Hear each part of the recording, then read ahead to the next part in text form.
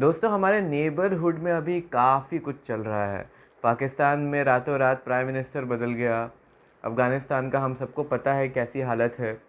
और अब श्रीलंका में उस देश का सबसे बड़ा इकोनॉमिक क्राइसिस आया है। और ये इकोनॉमिक क्राइसिस रहा ही नहीं, अब ये ह्यूमैनिटेरियन क्राइसिस की तरफ बढ़ रहा है और इस वीडियो के आने तक बन भी जाएगा।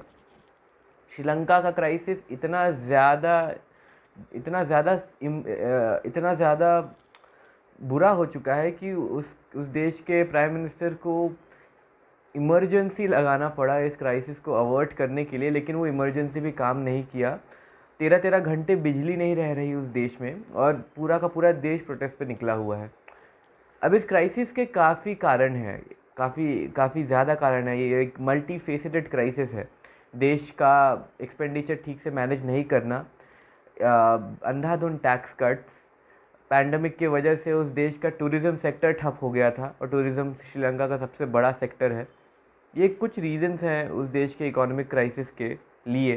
पर एक और रीज़न है जिसे एक मेजर रीज़न बताया जा रहा है श्रीलंका के क्राइसिस का, और ये रीज़न एक ऐसा रीज़न है जिससे भारत को भी सतर्क रहने की काफ़ी ज़रूरत है, और ये है चाइनीज़ डेट ट्रैप।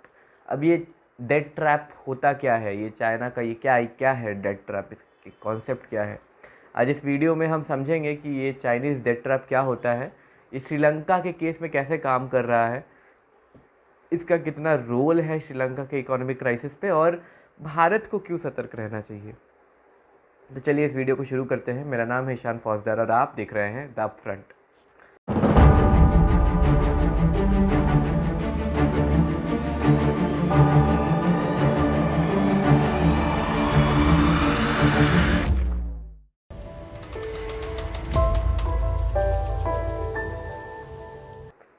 ये जो चाइनीज़ डेट ट्रैप है, ये टर्म फेमस हुआ हम्बनटोटा के केस के बाद। हम्बनटोटा एक पोर्ट सिटी है, एक पोर्ट है श्रीलंका में, और उस हम्बनटोटा के केस के बाद चाइनीज़ डेट ट्रैप नाम से ये जो टर्म है ये काफ़ी फेमस हो गया। और मैं इसी पोर्ट का एग्जांपल लेके आपको समझाऊंगा कि ये डेट ट्रैप होता क्या है।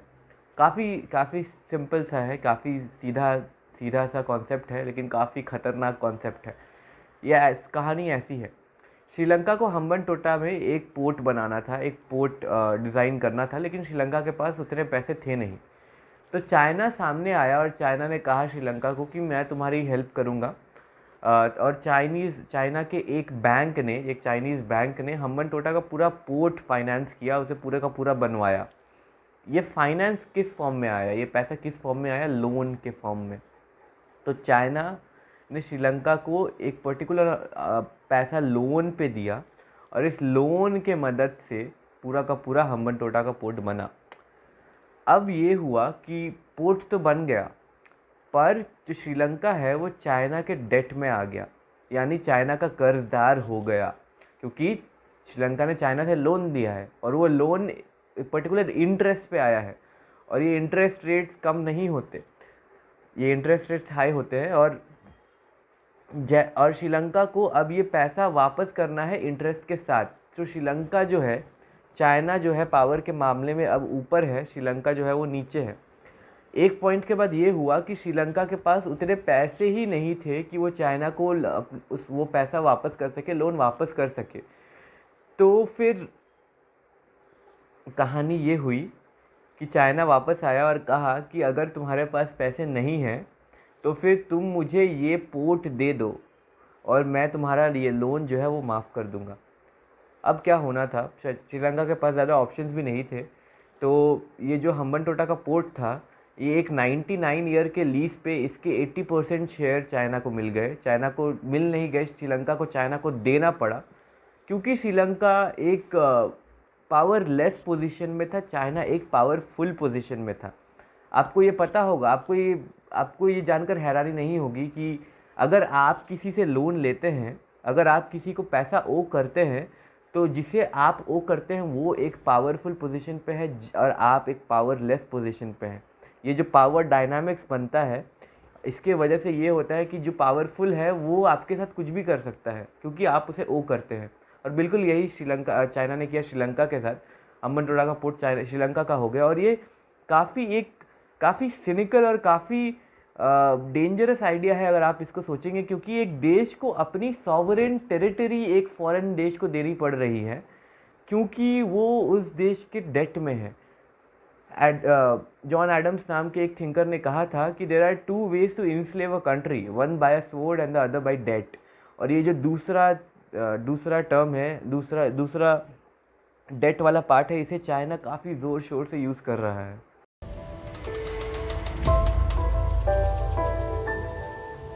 दोस्तों, हम्बनटोटा का एग्जांपल लेके मैंने आपको ये समझाने की कोशिश की है कि डेट ट्रैप का कॉन्सेप्ट क्या होता है, डेट ट्रैप डिप्लोमेसी काम कैसे करती है। पर आपको ये समझने की ज़रूरत है कि हर डेट ट्रैप में लैंड इन्वॉल्व नहीं होता। डेट ट्रैप का सबसे सिनिकल इम्पैक्ट और पर्पस होता है पावर डायनामिक एस्टैब्लिश करना, एक दूसरे दो देशों के बीच एक पावर डायनामिक एस्टैब्लिश करना। ये होता है डेट ट्रैप का मेजर रीज़न। और ये करने के काफ़ी तरीके हैं, जैसा कि मैं आपको अभी एग्जांपल्स देके समझाऊंगा। क्योंकि चाइना के जो डेट ट्रैप्स हैं वो पूरे के पूरे दुनिया में हैं, खास करके अफ्रीका में आपको ये जान के हैरानी होगी कि एक देश को छोड़ दे, एक अफ्रीकन नेशन को छोड़ दे, तो बाकी सारे अफ्रीकन नेशंस में चाइना का इन्वेस्टमेंट है किसी न किसी फॉर्म में। किसी देश में चाइना ने डैम्स बनवाए, किसी में रोड्स बनवाए, कि कहीं पे पार्लियामेंट बनवा दिया पूरा का पूरा। हाँ, और आपको ये जानने की ज़रूरत है कि इंटरनेशनल रिलेशंस में कुछ फ्री नहीं होता। मैं आपको एग्जांपल दूँ तो चाइना ने पूरा का पूरा अफ्रीकन यूनियन का पार्लियामेंट कोट अनकोट फ्री में बनवाया। हाँ, चाइना ने पूरा पार्लियामेंट अफ्रीकन यूनियन का फ्री में बनवाया, लेकिन कुछ दिनों बाद ये पता चला कि वो जो पूरा स्ट्रक्चर थी, वो जो पूरा बिल्डिंग है, वो बग्ड था एज इन द सेंस कि चाइना ने secret concealed microphones and cameras वहाँ इंस्टॉल किए थे। और चाइना को और वहाँ के सर्वर्स, वहाँ जो भी बातचीत होती थी वो सब कुछ चाइना के सर्वर्स को ट्रांसमिट करता था। जैसा कि मैंने आपको बताया है, कुछ फ्री नहीं होता।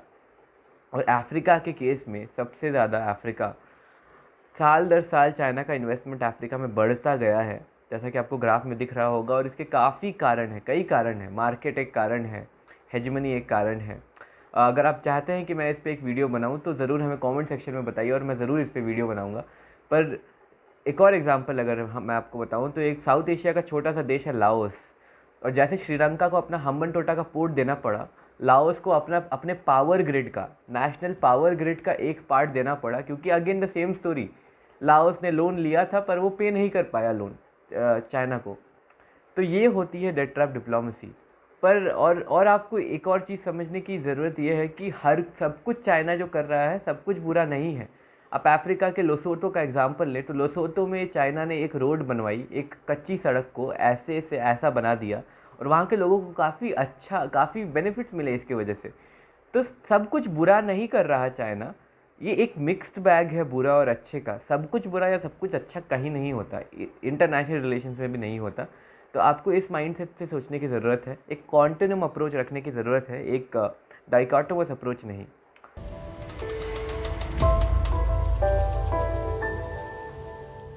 अब हम श्रीलंका के केस पे अगर वापस आए तो श्रीलंका का केस, अभी जो श्रीलंका में जो क्राइसिस आया है, उस क्राइसिस के कई कारण हैं जैसा मैंने आपको बताया। पर उस क्राइसिस का एक मेजर कारण जो बताया जा रहा है वो है चाइना के डेट ट्रैप्स। और ये हम्बनटोटा का केस तो है ही, पर अभी एक नया केस आया है कोलंबो पोर्ट सिटी का, जो कि मेजर है और जिस पे भारत को भी नज़र रखनी चाहिए। अब क्या ये केस है ये मैं आपको बताता हूँ। केस सिमिलर है, हम्बनटोटा जैसा ही है। श्रीलंका की सरकार ने ये डिसाइड किया कि कोलंबो में एक कोलंबो पोर्ट सिटी बनाएंगे, एक टूरिज़्म स्पॉट बनाएंगे, एक मिनी दुबई जैसा कुछ बनाएंगे। और ये जो सिटी है ये टूरिज़्म को अट्रैक्ट करेगी, जिससे श्रीलंका में पैसा आएगा, लिक्विड कैश आएगा, श्रीलंका का टूरिज़्म बूस्ट होगा, जिससे इकोनॉमिक क्राइसिस को अवॉइड किया जाएगा। क्योंकि पैंडमिक में श्रीलंका की इकोनॉमी टूट गई, पूरी की पूरी टूट गई थी। अब ये पोर्ट सिटी को बनाने के लिए अगेन श्रीलंका के पास पैसे नहीं थे, तो श्रीलंका ने कहा और देशों को कि आप यहाँ इन्वेस्ट कर सकते हैं।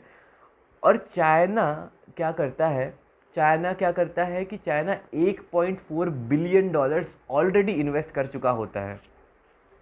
और इसके बदले में चाइना को, मैं आपको डेटा के साथ बताऊं तो चाइना को 116 हेक्टेयर ज़मीन कोलंबो में मिल चुकी है, 99 ईयर लीज पे, और फिर सेम सिचुएशन है। अब ये जो ज़मीन है ये श्रीलंका की नहीं है, ये चाइना की है, और ये हम्बनटोटा के बाद श्रीलंका की दूसरा दूसरा हिस्सा है जो चाइना का हो चुका है। और आप ये समझिए कि एक देश है जो अपना मैक्सिमम इंटरनेशनल एक्सपेंडिचर लोन्स चुकाने में वेस्ट कर रहा है, लोन्स चुकाने में जा रहा है उसका पैसा, और उस देश के पास इंटरनेशनल एक्सपेंडिचर के लिए इंटरनेशनल एक्सपेंडिचर के लिए पैसे हैं ही नहीं। और अगर इंटरनेशनल एक्सपेंडिचर के लिए पैसे नहीं होंगे तो इंपॉर्टेंट रिसोर्सेज वो इंपोर्ट कैसे करेगा। और ये एक मेजर रीज़न बताया जा रहा है श्रीलंका के क्राइसिस का, क्योंकि चाइना के डेट में ही श्रीलंका का मैक्सिमम पैसा चला जा रहा है। और अब इस कोलंबो के बाद एक और बड़ा ये जो डेट ट्रैप का साइकिल है ये फिर से सामने आया है, और इसीलिए इस पर बात हो रही है। और भारत को सतर्क इसलिए रहना चाहिए क्योंकि ये जो चाइना पोर्ट्स ऑक्यूपाई कर रहा है, ये ऑक्यूपाई इस तरह से कर रहा है कि ये भारत को सराउंड कर रहा है। इस स्ट्रैटेजी को हम स्ट्रिंग ऑफ पर्ल्स कहते हैं। ये श्रीलंका, अफगानिस्तान, चाइना अफगानिस्तान में ऑक्यूपाई कर चुका है, श्रीलंका में ऑक्यूपाई कर चुका है, और भारत, और एक तरह से ये जो पोर्ट्स ऑक्यूपाई कर रहा है ये भारत को सराउंड कर रहा है। और ये सराउंड होना बिल्कुल अच्छा नहीं है, क्योंकि श्रीलंका फिर मेन पोर्ट्स को कंट्रोल करेगा, सी रूट्स को कंट्रोल करेगा, और अगर कभी भारत और चाइना का युद्ध हो जाए तो चाइना भारत को सराउंड कर लेगा, जो कि बिल्कुल सही नहीं है। चाइना एक स्ट्रेटेजिक पोजीशन गेन कर लेगा, और इंटरनेशनल रिलेशन पे सराउंड होना अच्छा नहीं होता। तो इसीलिए भारत सरकार को सतर्क रहना चाहिए, अपने नेबर्स के साथ रिलेशंस अच्छे करने चाहिए, और भी भारत हो सकता है कि श्रीलंका में इन्वेस्ट भी कर ले ताकि वो चाइना के डोमिनेंस को अवॉइड कर सके। ये थी पूरी की पूरी कहानी। अगर आपको ये वीडियो पसंद आया तो आप ज़रूर इस वीडियो को लाइक करें, हमारे चैनल को सब्सक्राइब करें, और उस बेल आइकन को दबाएं ताकि आपको रेगुलर अपडेट्स मिले जब भी हमको नया वीडियो अपलोड करें। धन्यवाद दोस्तों।